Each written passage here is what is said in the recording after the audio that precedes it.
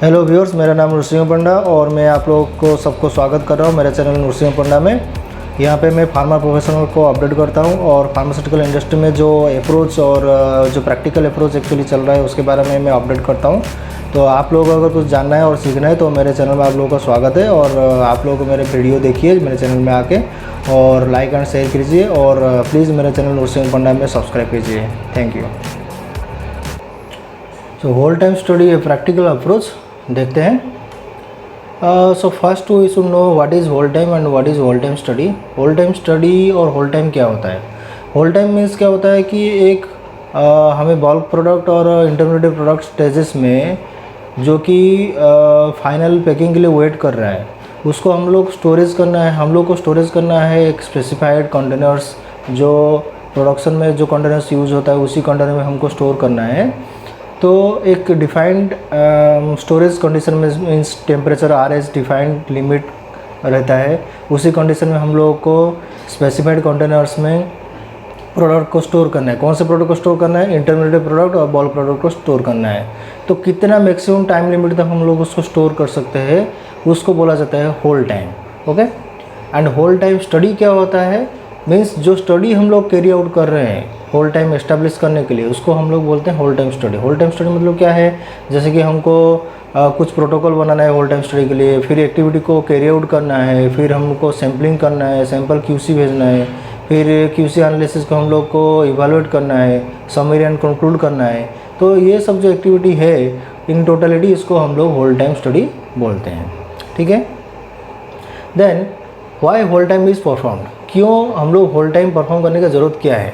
पहला चीज़ तो है कि हम लोग को मैक्सिमम टाइम लिमिट और ड्यूरेशन एस्टैब्लिश करना है different stages of production to store and intermediate bulk product. Another thing one is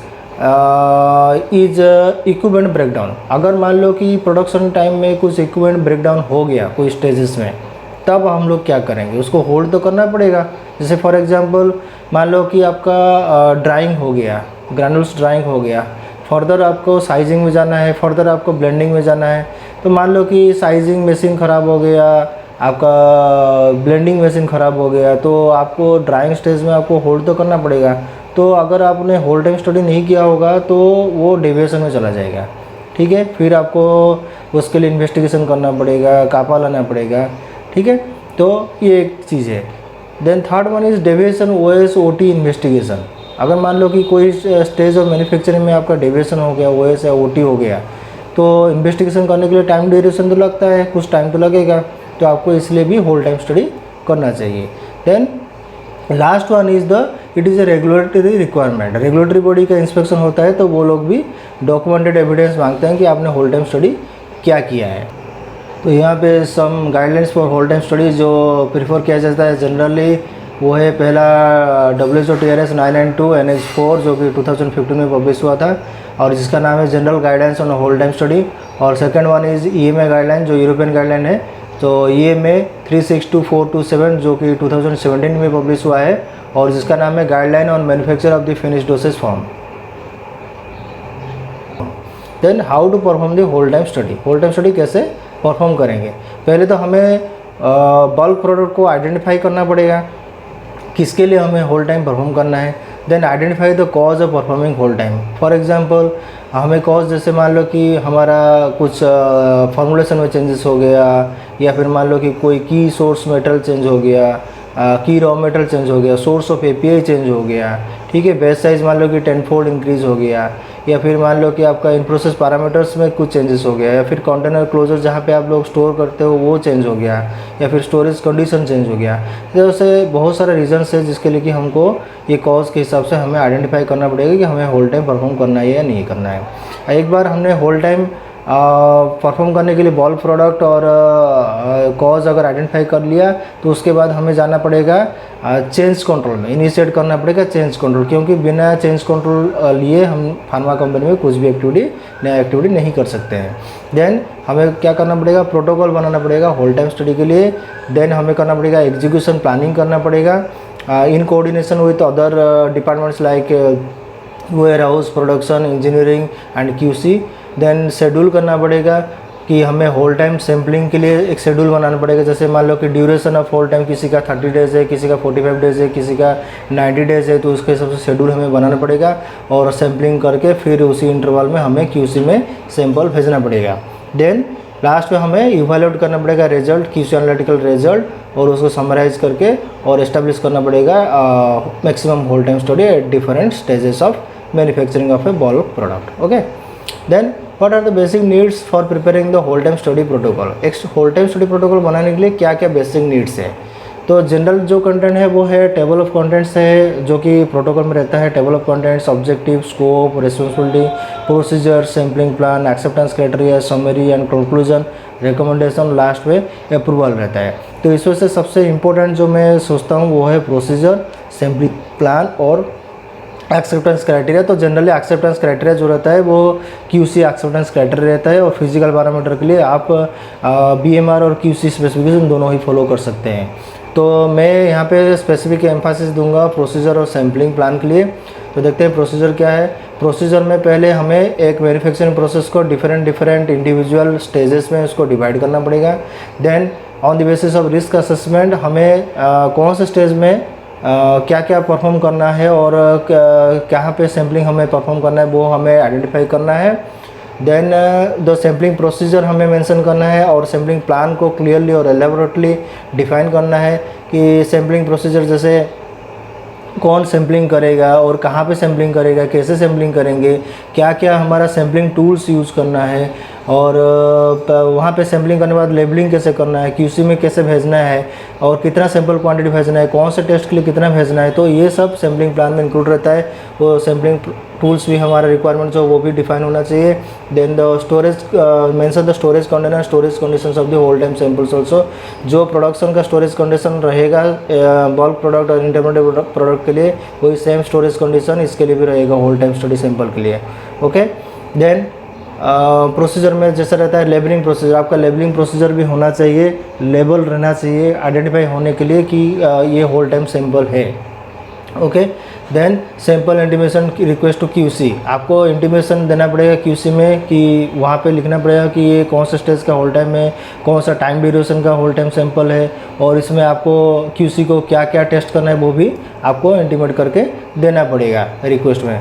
then last में रहेगा आपका review of analytical result and last में समरी एंड कंक्लूजन और रिकमेंडेशन आपका रहेगा on the basis of QC analytical result at each stage of the bulk product. Okay, then sampling plan देख लेते हैं। सैम्पलिंग प्लान में क्या क्या इंक्लूड रहेगा। One is stage of sampling, जैसे आपको डिफरेंट स्टेज से सैम्पलिंग करना है तो पहले वो तो आइडेंटिफाई करना पड़ेगा और प्रोटोकॉल में डालना पड़ेगा कि कौन से स्टेज में आपको सैम्पलिंग करना है। Then test to be carry out, एक स्टेज में आपको क्या क्या सैम्पलिंग करने के बाद क्या क्या टेस्ट कैरी आउट करना है वो भी आइडेंटिफाई करके मेंशन करना पड़ेगा। थर्ड रहेगा स्टडी ड्यूरेशन, कितना टाइम के लिए आप मतलब स्टडी करने वाले हैं, 30 डेज़ के लिए या अप टू 45 डेज़ के लिए, अप टू 90 डेज़ के लिए, या आवर्स में मान लो अप टू 12 आवर्स है या अप टू 24 आवर्स है, वो आपको आइडेंटिफाई करके मेंशन करना है। देन सैंपल क्वांटिटी कितना रहेगा, मान लो कि आपका सैम्पलिंग इंटरवल 5 टाइम्स है, मान लो कि फॉर एग्जांपल इनिशियल डे है, 15 डे है, 30 डे है, 45 डे है, 60 डे है और 90 डेज है, 5 इंटरवल है। तो एक इंटरवल के लिए कितना सैम्पलिंग क्वांटिटी है और टोटल 5 इंटरवल के लिए कितना सैंपल क्वांटिटी चाहिए वो भी आपको मेंशन करना पड़ेगा प्रोटोकॉल में। यहाँ पे एक एग्जांपल मैं दे रहा हूँ, solid oral dosage form coated tablet के लिए यहाँ पे स्टार्ट होता है हमारा dispensing of raw material, then shifting, dry mixing, wet granulation, drying, sizing, blending, lubrication, compression and coating. तो यहाँ पे हम लोग डिस्पेंस RM का होल टाइम कर सकते हैं, और ड्राइंग एंड वेट मिक्सिंग होने के बाद भी वहाँ से सैंपल कलेक्ट कर सकते हैं। ड्राइंग होने के बाद ड्राइड ग्रैनुल्स का कर सकते हैं, साइजिंग होने के बाद साइज ग्रैनुल्स का कर सकते हैं, ब्लेंडिंग एंड लुब्रिकेशन जब होता है तो उसके बाद कर सकते हैं सैंपल लेके। कंप्रेशन का hold time study compress tablet का कर सकते हैं, कोटिंग बाद कोटेड टेबलेट का कर सकते हैं। और यहाँ पे 2 स्टेज और है, जैसे कि हमें वेट मिक्सिंग में बाइंडर सॉल्यूशन की ज़रूरत पड़ता है तो बाइंडर सॉल्यूशन का भी करना चाहिए, मैंडेटरी है। और कोटिंग में भी कोटिंग सॉल्यूशन यूज़ होता है तो कोटिंग सॉल्यूशन का भी हमें होल टाइम स्टडी करना चाहिए। देन यहाँ पे एक फील्ड कैप्सूल का भी मैं दिया हूँ, वो डिस्पेंसिंग से लेके अप टू आपका ब्लेंडिंग तक सेम रहेगा। देन लास्ट में जो फील्ड कैप्सूल है वहाँ पे आपको फील्ड कैप्सूल का भी सैम्पलिंग करके होल टाइम स्टडी परफॉर्म करना चाहिए।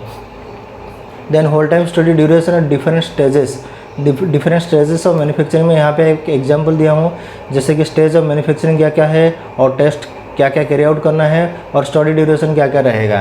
पहला तो डिस्पेंसर आरएम है, जिसमें हमें स्टडी करना है description, LOD, water content, SA और आरएस मतलब रिलेटेड सब्सटेंसेस और डिग्रेडेशन टेस्ट, और उसका स्टडी ड्यूरेशन हम कर सकते हैं initial day, 3rd day, 7th day, 14th day. Similarly binder solution का अपीयरेंस और माइक्रोवेल टेस्ट कर सकते हैं इनिशियल 2, 5 और 8 आवर्स, जिसमें कि स्टार्च नहीं होगा, और स्टार्च अगर होगा तो इनिशियल 2, 4 और 5 आवर्स कर सकते हैं, क्योंकि स्टार्च जो है वो माइक्रोवेल ग्रोथ के लिए प्रॉन रहता है, ज़्यादा जल्दी माइक्रोवेल ग्रोथ हो सकता है। तो जो रिकमेंडेड स्टोरेज कंडीशन है वो अप टू 5 आवर्स है for binder solution containing starch. Okay, then white granules के लिए हम लोग कर सकते हैं अपीयरेंस, वाटर कंटेंट, एसए और माइक्रोबायोलॉजिकल टेस्ट, और इसका ड्यूरेशन रहेगा इनिशियल 3rd डे और 7th डे।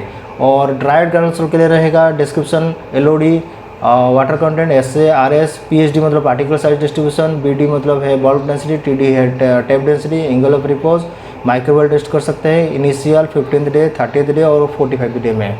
और साइज ग्रैनुल्स का रहेगा description, SA, BD, TD, PHD, angle of repose, microbial test, और ये इनिशियल 15th डे और 30th डे और 45th डे में कर सकते हैं। ब्लेंड का रहेगा description, SA, BD, TD, PHD, angle of repose, microbial test, और इसका भी सेम है इनिशियल 30th और 45th डे में हम लोग इसका टेस्ट कर सकते हैं।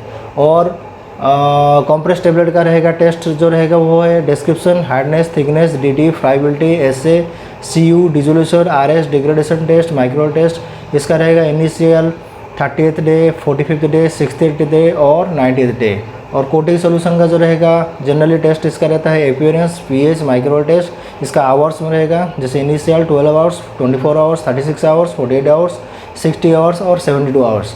और कोटेड टेबलेट का रहेगा description, thickness, DT, SA, CU, dissolution, RS, degradation test, moisture content कहीं कहीं ज़रूरत पड़ता है वो कर सकते हैं, माइक्रोवेल टेस्ट कर सकते हैं, इनिशियल 30th, 45th, 60th और 90th डे में करना है।